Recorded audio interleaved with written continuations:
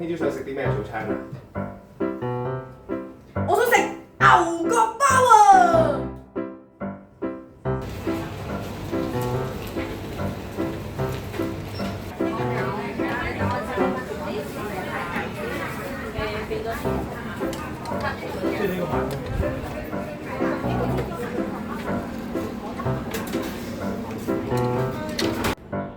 喂，阿爸，你唔係中意食腸仔包啊嘛？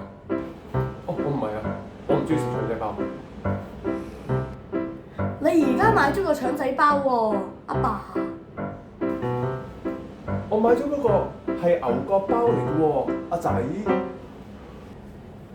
呢個係牛角包嚟嘅？呢個唔係牛角包。牛角呢？吓？你唔係咁大隻牛角都睇唔到啊話？咁大隻牛角，你見過未啊？吓？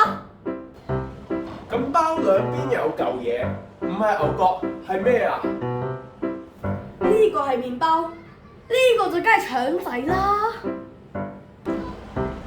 對唔住咯，我食咯。等一等，咁又唔好，最緊要係食得開心啦嘛。只要開心，咩都好味噶啦。